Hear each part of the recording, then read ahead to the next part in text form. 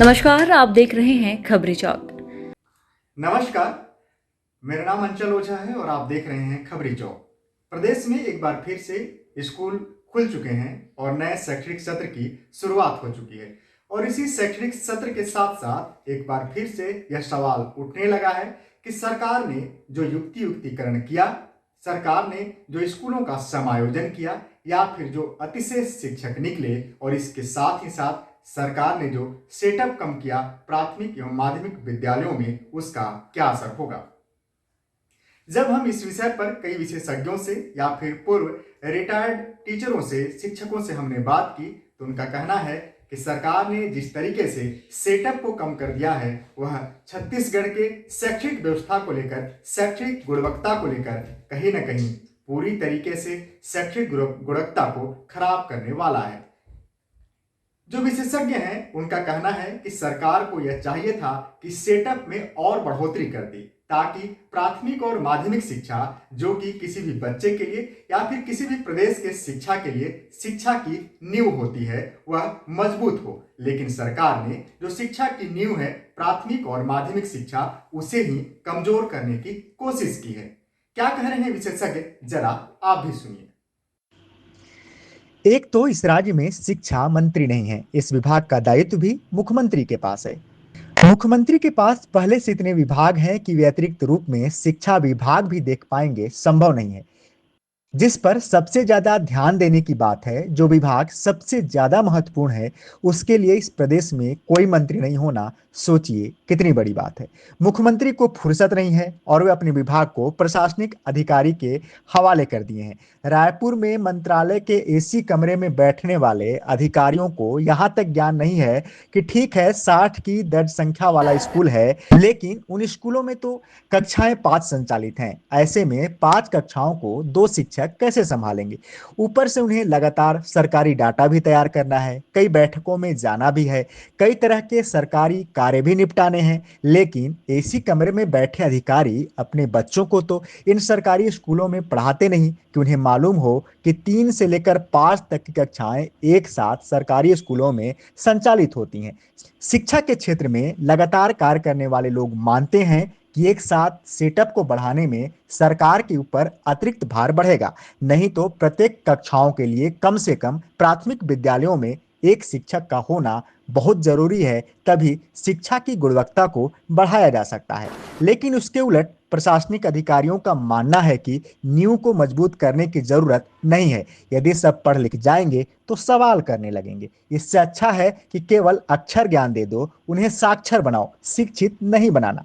और बस बिना मंत्री वाले विभाग की स्थिति वर्तमान में पूर्ववर्ती कांग्रेस सरकार में शिक्षा मंत्री रहते जितनी खराब स्थिति 5 सालों में नहीं हुई, उससे कहीं ज्यादा शिक्षा विभाग की बदहाल स्थिति भाजपा की सरकार में 2 वर्ष के कार्यकाल पूर्ण करने से पहले हो चुकी है, वो भी ऐसी स्थिति में जबकि यह विभाग मुख्यमंत्री के पास है।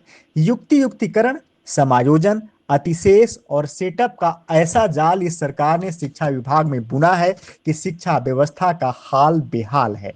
नए शिक्षण संस्थान के शुरू होते ही कई स्कूलों में जब बच्चे पहले की तरह तैयार होकर पहुंचे तो उन्हें बताया गया कि उनका यह स्कूल अब बंद हो चुका है, उन्हें अब इस गांव के दूसरे मोहल्ले के स्कूल में जाना पड़ेगा।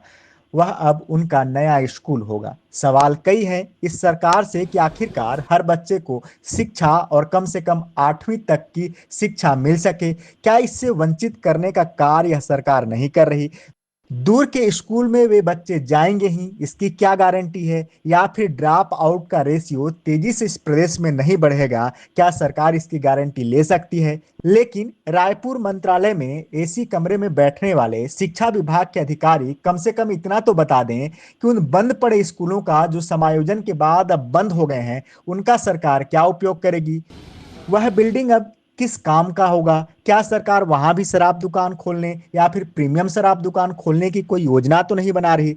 शिक्षा विभाग, आबकारी विभाग, खनन एवं बिजली, ये चारों विभाग प्रदेश के मुख्यमंत्री के पास हैं और चारों की ही स्थिति अब तक के सबसे बदतर स्थिति में है। पूरे प्रदेश में जनता इन चारों विभागों से परेशान है, त्रस्त है, त्राहिमाम त्राहिमाम कर रही। लेकिन ट्रिपल इंजन की सरकार है, जहां इंजन ज्यादा होने से शोर भी ज्यादा है और शायद यही कारण है कि सरकार को कुछ सुनाई नहीं दे रही। पूर्ववर्ती कांग्रेस सरकार का तो जनता के बीच से विश्वास 3 साल के बाद धीरे धीरे घटना शुरू हुआ था, लेकिन यहाँ तो हाल यह है कि 1 साल बाद ही लोग मनाने लगे हैं कि कैसे जल्दी 5 साल पूरा हो और इन्हें भगाया जाए। अभी जो युक्तिकरण की प्रक्रिया प्रारंभ की गई थी, शासन की मंशा तो ठीक थी, परंतु यह जो सेटअप चेंज कर दिया गया, चाहे वो प्राथमिक विद्यालय हो या माध्यमिक विद्यालय हो या हायर सेकेंडरी हाई स्कूल हो, यह सेटअप चेंज करना अदूरदर्शिता की निशानी है।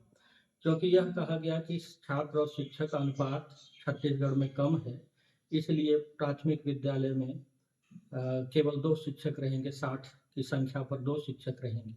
परंतु यहाँ पर शासन ने एक चीज नजरअंदाज कर दी है, और वो यह है कि छात्रों की संख्या भले 60 है, परंतु कक्षाएं तो 5 हैं। अगर प्रत्येक कक्षा में 10 या 12 विद्यार्थी हैं, तो प्रत्येक कक्षा में उनको विषय 2 शिक्षक कैसे विषय पढ़ाएगा। और आजकल का जो माहौल चल रहा है, उसमें एक शिक्षक तो जानकारी तैयार करने में ही बिजी रहता है। और मान लीजिए किसी स्थिति में किसी शिक्षक को कोई घरेलू काम पड़ गया या बीमार पड़ गया, तो एक शिक्षक बचेगा।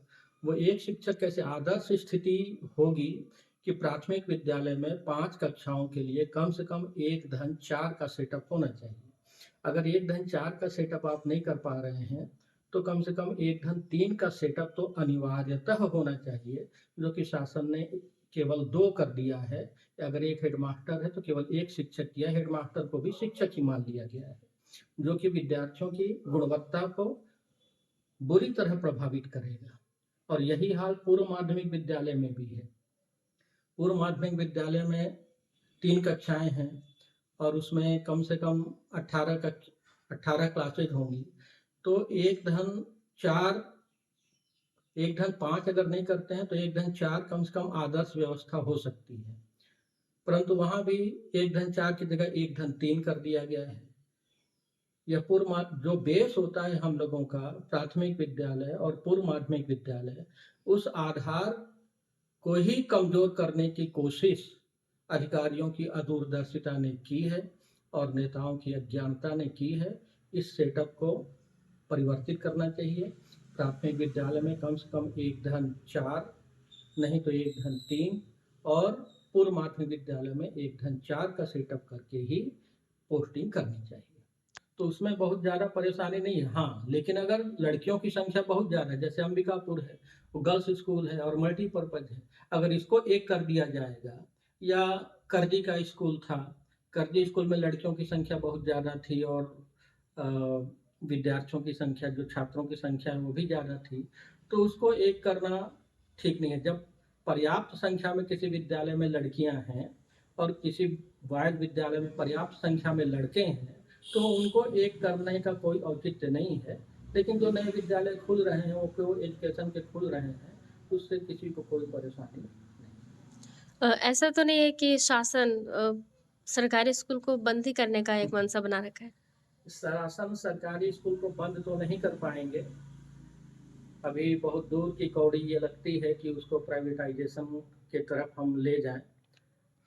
हालांकि नई शिक्षा नीति में जो आरटीई आया हुआ है, उस आरटीई की भी गलत प्रकार से व्याख्या करके, जहां पर शासकीय स्कूल हैं भी राज्य शासन के और केंद्र शासन के, वहां पर भी प्राइवेट स्कूलों में 25% सीट आरक्षित कर दिया गया है, जिससे जो विद्यार्थी शासकीय स्कूलों में आते थे, वे वहां न आकर प्राइवेट स्कूलों में ही प्रवेश लेना चाहते हैं, और इससे शासकीय स्कूलों में दर संख्या कम हो जा रही है।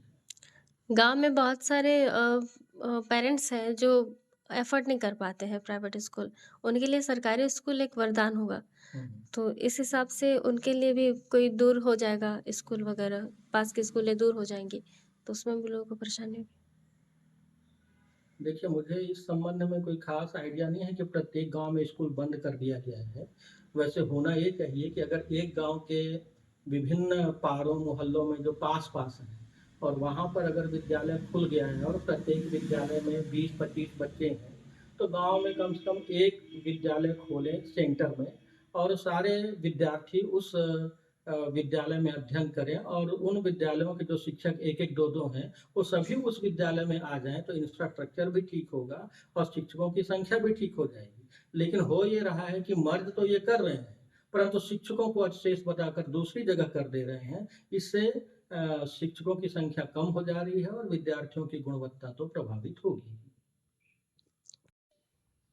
यही हाल हाई स्कूल और हायर सेकेंडरी विद्यालयों का भी कर दिया जा रहा है, क्योंकि वहाँ पर भी जो सेटअप स्वीकृत है उस सेटअप स्वीकृत को न मानते हुए, मैं जहाँ तक सुन रहा हूँ, दर्ज संख्या को आधार मानकर वहाँ पर किसी को अवशेष बता दिया जा रहा है और कहीं पर अधिक पोस्टिंग कर दी जा रही है। सामान्य प्रक्रिया यह है कि हाई स्कूल और हायर सेकेंडरी विद्यालयों में पद स्वीकृत होता है, और अगर उस पद को आपको समाप्त करना है तो वित्त विभाग की स्वीकृति आवश्यक होती है। जबकि ऐसा न करके जो जिला स्तर पर कमेटी बनी हुई है वो दर्ज संख्या को आधार मानकर कहीं पर, जैसे कॉमर्स के 2 पद स्वीकृत हैं, तो वहाँ पर यह कहकर कि दर्ज संख्या कम है और उनको एक को अतिशेष कर दिया गया। और अभी सुनने में आ रहा है कि उनका संशोधन करके कि प्रिंसिपल ने लिख के दिया है कि 2 पद स्वीकृत है और उनको पुनः पदस्थापना कर दी जा रही है। तो यह जो हाई स्कूल हायर सेकेंडरी में किया गया है मनमाने तौर पर, कि कहीं पर किसी को अतिशेष कर दिया गया, कहीं पर किसी को ज़्यादा दे दिया गया। मान लीजिए कि पदों की संख्या कहीं पर 11 है, व्याख्याता पद 11 स्वीकृत है और दर्ज संख्या ज़्यादा है, और उसके आधार पर आप किसी व्याख्याता की पदस्थापना कर देते हैं दर्ज संख्या के आधार पर, तो उसका वेतन तो उस विद्यालय से निकलेगा नहीं, और वेतन के लिए आपको किसी दूसरे विद्यालय में रिक्त पद को देखना पड़ेगा। तो अगर रिक्त दूसरे विद्यालय से उसका वेतन आप निकाल रहे हैं तो इसका मतलब कि जहाँ उसकी पदस्थापना की गई है वो अतिशय से हुआ। तो वहाँ पर स्वीकृत पद पर छेड़छाड़ नहीं करनी चाहिए थी। जहाँ जितना स्वीकृत पद है वहाँ पर उतनी पोस्टिंग होनी चाहिए थी या रहने देनी चाहिए थी। और उसके अलावा जो जिला स्तर मुख्यालय में और ब्लॉक मुख्यालय के आसपास के विद्यालयों में स्वीकृत पद के अतिरिक्त जिनकी पोस्टिंग हुई थी विभिन्न प्रकार से, उनको वहाँ से हटा देना चाहिए था। तो ये एक उचित युक्तियुक्तकरण की प्रक्रिया होती है।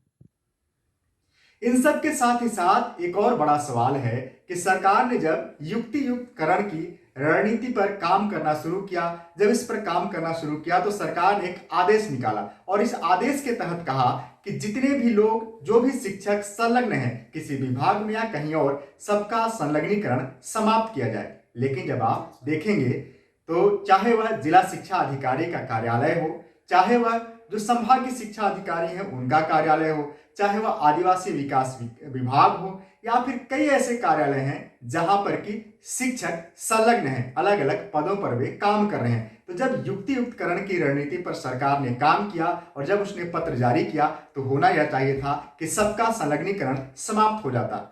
तब तो समझ में आता कि युक्ति युक्तिकरण और समायोजन की जो रणनीति पर सरकार काम कर रही है उस पर सही तरीके से काम हो रहा है। लेकिन इसको लेकर भी कई सवाल उठ रहे हैं। लोगों का कहना है कि जो सरकार या फिर प्रशासन के अधिकारियों के खास लोग थे उनका संलग्नीकरण नहीं हटाया गया।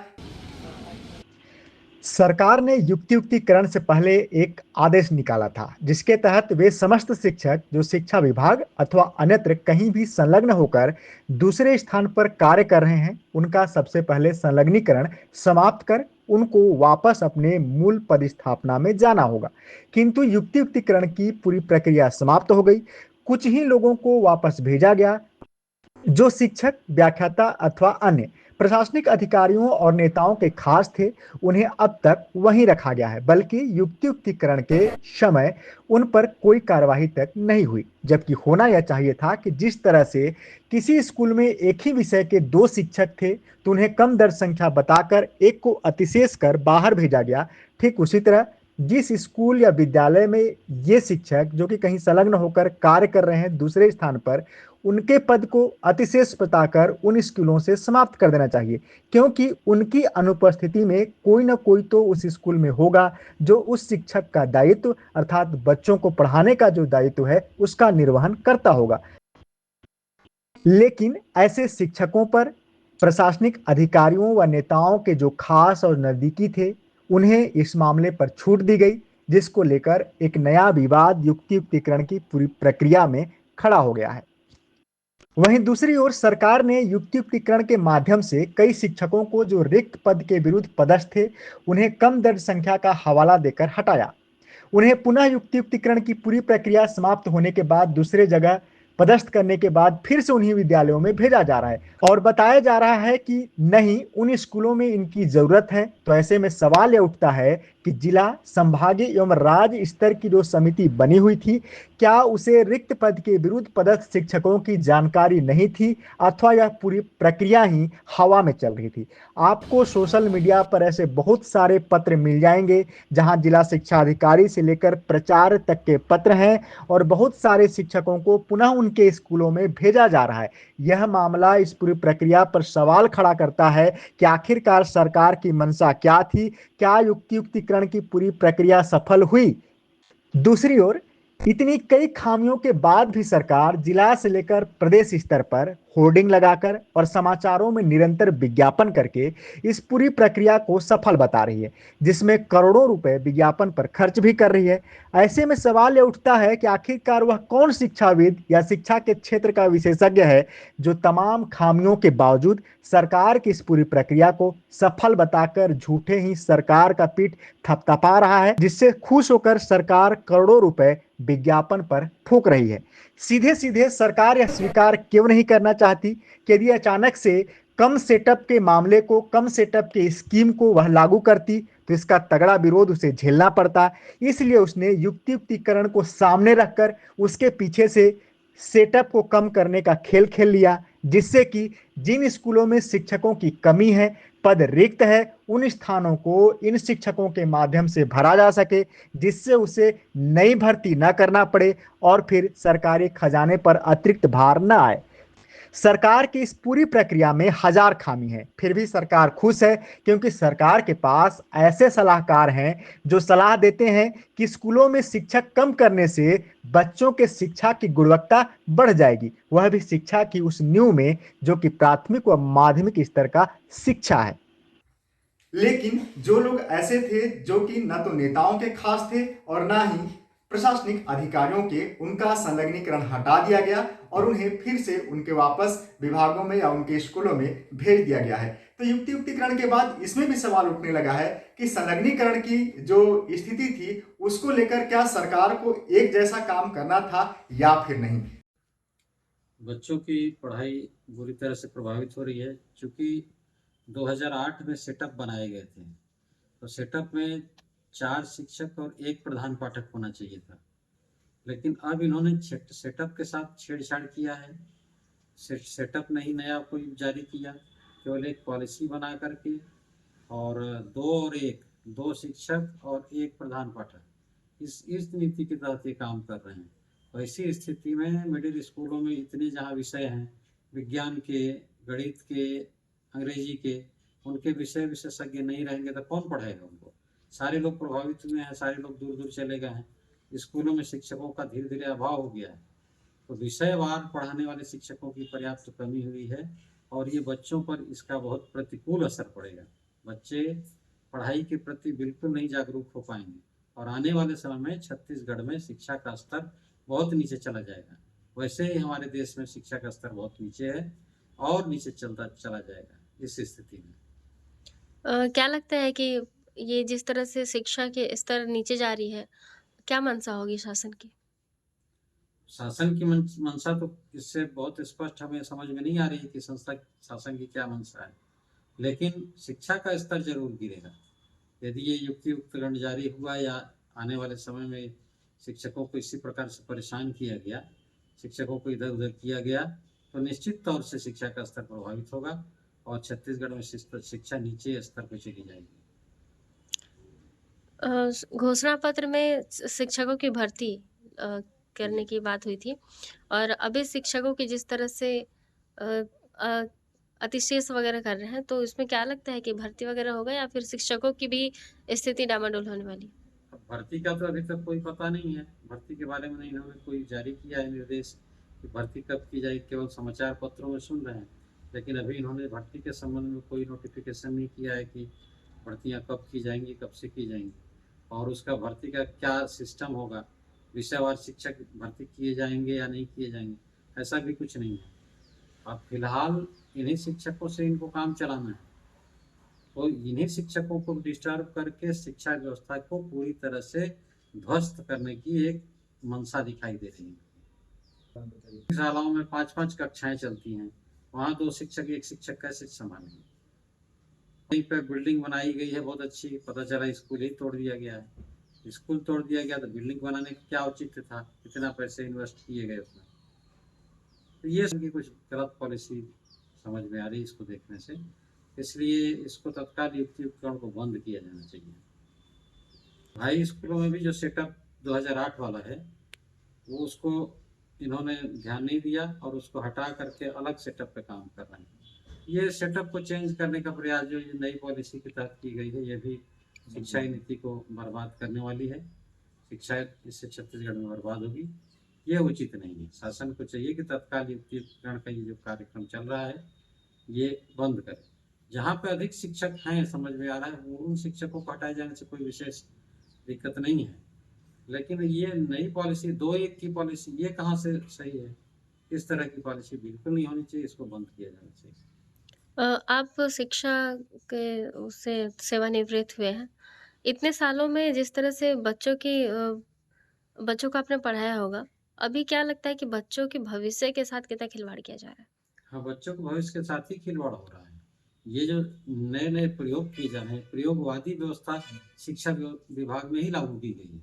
दूसरे विभागों में प्रयोगवादी व्यवस्थाएँ लागू कर नहीं रहा है। नए-नए प्रयोग शिक्षा विभाग में लागू कर रहे हैं और नए हर प्रयोगों से शिक्षा की व्यवस्था चरमराती है, बिगड़ती है, शिक्षा बिगड़ेगी। इसलिए जो है इस सेटअप को तत्काल बंद करना चाहिए युक्तियुक्तकरण। हालांकि पूरे मामले पर यदि हम बात करें तो आप देखेंगे कि युक्तियुक्तिकरण की जिस रणनीति पर सरकार ने काम किया था वह कहीं ना कहीं फेल होता नजर आ रहा है, क्योंकि विभिन्न जिला शिक्षा अधिकारियों के कई पत्र सोशल मीडिया पर लगातार वायरल हो रहे हैं और इन वायरल पत्रों में यह कहा जा रहा है कि युक्तियुक्तिकरण के माध्यम से, समायोजन के माध्यम से, अतिशेष के माध्यम से जिन शिक्षकों को दूसरे जिलों में या दूसरे स्कूलों में भेजा गया था उन्हें फिर से बुलाया जा रहा है, ताकि उन स्कूलों में जहां पर वे पहले पदस्थ थे वहां पर उन विषयों की पढ़ाई सही तरीके से हो सके। तो इससे सवाल ये उठता है, क्या सरकार शिक्षा विभाग में केवल प्रयोग करते रहती है? क्या सरकार शिक्षा के नाम पर केवल प्रयोग करके शिक्षा की पूरी व्यवस्था को बदहाल बनाने में लगी हुई है? क्या शिक्षा की गुणवत्ता को सुधारने का प्रयास सरकार करना चाहती है या फिर शिक्षा की गुणवत्ता को खराब करना चाहती है? जब से छत्तीसगढ़ का राज्य का निर्माण हुआ है तब से लेकर और अभी के युक्तिकरण की अवधि तक इतना बड़ा खिलवाड़ शिक्षा व्यवस्था के साथ कभी नहीं हुआ है, इतना बड़ा अन्याय शिक्षा व्यवस्था के साथ कभी नहीं हुआ है। शायद सरकार ने जो शिक्षकों के साथ और शिक्षा व्यवस्था के साथ अन्याय किया है, ये इनकी अव्यवस्था के लिए एक मील का पत्थर साबित होगा। इतने शिक्षक पहली बार कम हुए। ये एक गुणवत्ता की बात करते हैं, शिक्षा की गुणवत्ता की बात करते हैं, कितना हास्यास्पद है। एक तरफ ये शिक्षा की गुणवत्ता की बात कर रहे हैं, दूसरी तरफ स्कूलों को कम करने की बात कर रहे हैं, शिक्षकों को कम करने की बात कर रहे हैं। तो क्या शिक्षक हटाने के बाद, स्कूल बंद करने के बाद शिक्षा व्यवस्था, शिक्षा की गुणवत्ता शुरू होगी? एक तरफ ये कहते हैं हम 50,000 शिक्षक भर्ती करेंगे, एक तरफ कहते हैं 35,000 शिक्षक भर्ती करेंगे, और दूसरी तरफ शिक्षकों को हटाया जा रहा है। यदि आपको शिक्षक भर्ती करना ही है तो फिर युक्तिकरण किस बात का? शिक्षक जब भर्ती हो जाएंगे तो जो एक शिक्षकीय शालाएँ हैं या शिक्षक भी शालाएँ अपने आप उसमें शिक्षक आ जाएंगे। ये सारा का सारा खिलवाड़ पैसा बचाने के लिए किया जा रहा है, ताकि उस पैसे का उपयोग भ्रष्टाचार में किया जा सके। उस पैसे का उपयोग, जो शिक्षकों को वेतन मिलती है तो उसमें तो किसी को कोई ले नहीं सकता। उस शिक्षा का, उस जो फंड है, उसका जो बजट है, उस बजट का उपयोग खरीदी में किया जा सके वेतन की जगह पे। इसलिए युक्तिकरण का खेल खेला जा रहा है। और युक्तिकरण में दो तरह से खेल खेला गया है, एक तो शासकीय स्तर पर और दूसरा प्रशासकीय स्तर पर। शासन ने जो आदेश पारित किया है, इनके 2008 का इसी सरकार के द्वारा पारित जो युक्तिकरण का जो प्रोग्राम था, उसमें प्राइमरी शिक्षक में 1+2 और माध्यमिक शिक्षक में 1+4 का था, यानी एक विद्यालय में, प्राथमिक विद्यालय में 3 शिक्षक रहेंगे और माध्यमिक विद्यालय में 5 शिक्षक रहेंगे। इसी सरकार की बनाई हुई व्यवस्था को जब ये गुणवत्ता की बात करने लगते हैं शिक्षा व्यवस्था की, तब इन्होंने क्या किया, प्राइमरी शाला में 1+1 यानी 2 शिक्षक रहेंगे और माध्यमिक शाला में 1+3 4 शिक्षक रहेंगे। एक शिक्षक सब जगह से घटा दिया गया, शालाएं बंद कर दी गई। अब शालाएं जब बंद हो गई तो छात्र स्वाभाविक है कहाँ से कहाँ पढ़ने जाएगा जो शिक्षक। दूसरी बात इसमें एक और बिंदु है, जो जब छत्तीसगढ़ बना उससे पहले के मतलब 50 साल पहले के जो स्कूल हैं, उन स्कूलों को मर्ज कर दिया गया। उन स्कूलों में सिर्फ शिक्षा व्यवस्था नहीं थी, उन स्कूलों में उस नगर की, उस जिले की, उस मोहल्ले की संस्कृति बसी थी। उस स्कूल के नाम से वो मोहल्ला जाना जाता था। उस संस्कृति को मिटाया है सरकार ने, शिक्षा व्यवस्था की उस संस्कृति को इस सरकार ने मिटा दिया है। उसका प्रभाव शिक्षकों तो पढ़ा ही, शिक्षा व्यवस्था की ओर पड़ा है। और मुझे तो ऐसा लगता है कि ये प्राइवेटाइजेशन को महत्व देने के लिए, प्राइवेटाइजेशन को बढ़ावा देने के लिए सरकार इस तरह कर रही है। क्योंकि जब स्कूल बंद हो जाएगा, स्कूलों में शिक्षक नहीं रहेंगे, स्कूल में शिक्षक कम हो जाएंगे, तो स्वाभाविक रूप से लोग प्राइवेट स्कूल की तरफ जाएंगे। एक और है, एक प्रश्न चिन्ह जो उभर रहा है, एक प्रश्न की बात कि कितने ऐसे नेता हैं, कितने ऐसे जनप्रतिनिधि हैं, कैसे इतने अधिकारी हैं, कितने अधिकारी हैं ऐसे जो अपने बच्चों को सरकारी स्कूल में पढ़ा रहे हो। सारे अधिकारी, सारे बड़े बड़े जनप्रतिनिधि अपने बच्चों को या तो विदेश भेजेंगे या प्राइवेट स्कूलों में डालेंगे। उन्हें इस बात का आभास ही नहीं है कि सरकारी व्यवस्था को सुधारा कैसे जाए। ये इतनी बचकाना, इतनी हास्यास्पद, इतनी आश्चर्यजनक और इतनी दुखद स्थिति है कि ये शिक्षकों को घटा के शिक्षा की गुणवत्ता बनाने की बात करते हैं, ये स्कूलों को बंद करके शिक्षा की गुणवत्ता बढ़ाने की बात करते हैं। ये स्थिति यदि रही तो आगे आने वाले समय में मुझे तो ऐसा लगता है कि सरकार जानबूझकर ये खिलवाड़ कर रही शिक्षा व्यवस्था के साथ, ताकि लोग आगे ना बढ़ पाए, शिक्षित ना हो पाए, सरकार के खिलाफ कुछ बोल ना पाए। और ये तो शासन स्तर की बात है। प्रशासकीय स्तर पर क्या हुआ है कि यदि युक्तिकरण में सिर्फ एक बात कर दी जाती प्रशासकीय स्तर पर कि इतने स्कूल शिक्षा विहीन हैं, उनमें छात्र संख्या इतनी है, इतने स्कूल एक शिक्षकीय हैं, उनकी छात्र संख्या इतनी है, और इतने स्कूल हैं जहां अतिशेष शिक्षक हैं और वहां की छात्र संख्या कितनी है। यदि इस लिस्ट को डिस्प्ले कर दिया गया होता युक्तिकरण के पहले, तो ये स्थितियां नहीं बनती। इन्होंने वो स्कूल बताए ही नहीं जहाँ पे रिक्त शिक्षक हैं, मतलब शिक्षक विहीन हैं, और जहाँ ज़्यादा शिक्षक है, इतना इन्होंने लिस्ट प्रकाशित ही नहीं की है। लिस्ट प्रकाशित कर देते तो प्रशासकीय खेल नहीं होता, भ्रष्टाचार नहीं बढ़ता, अपने चहेते लोगों को, अपने लोगों को अच्छी जगह पे नहीं लपाते। तो उन स्कूलों को छिपाया गया, छात्र संख्या को छिपाई गई। आखिर वो ऐसे कौन से कारण थे कि युक्तिकरण के पूर्व डिस्प्ले नहीं कर दिया गया?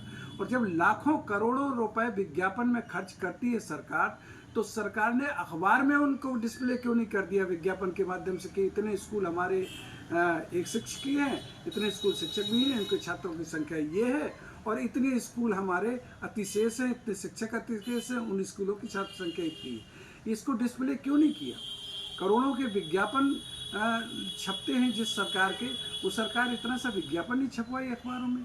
ये सिर्फ इसलिए किया गया है ताकि प्रशासकीय खेल चले और शासन के निर्देशों पर भ्रष्टाचार बढ़ाया जा सके। और एक बात मैं आपको बड़ा स्पष्ट कर दूं कि जब शिक्षकों ने और कर्मचारियों ने आंदोलन किया है, तब सरकार प्रभावित हुई है। आप भारत के इतिहास को खंगालिए, भारत के इतिहास को देखिए।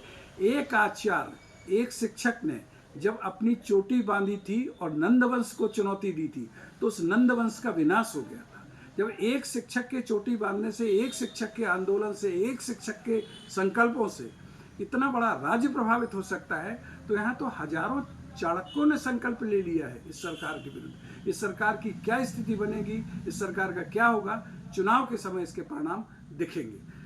और जिस तरह शायद सरकार ने शिक्षा व्यवस्था के साथ साय खिलवाड़ किया है, इस चुनाव में साय सरकार साय जाएगी और उसमें युक्तिकरण का बहुत बड़ा अहम रोल होगा। एक समय था जब शिक्षा को लेकर जब आप बात करेंगे तो आप देखेंगे कि 10वीं और 12वीं के रिजल्ट काफी खराब होते थे, लेकिन जब सेटअप में थोड़ा बदलाव हुआ तो यहाँ पर रिजल्ट सुधरा था। लेकिन एक बार फिर से सरकार ने सेटअप को कम कर दिया है। अब प्राथमिक विद्यालय में 2 लोग पढ़ाएंगे भी, प्रधान पाठक भी रहेंगे और आगे का सारा कार्य देखेंगे। वहीं माध्यमिक में केवल 3 लोग सारा कार्य देखेंगे। ऐसे में शैक्षिक गुणवत्ता पर सवाल उठना लाजमी है। क्या सरकार इस पर कोई काम करेगी या फिर सरकार शिक्षा की जो नींव है प्राथमिक और माध्यमिक शिक्षा, इसे ऐसे ही बर्बाद करते रहेगी और वहां के बच्चों को कमजोर करते रहेगी। आप देख रहे थे खबरी चौक। आप सबको धन्यवाद। नमस्कार।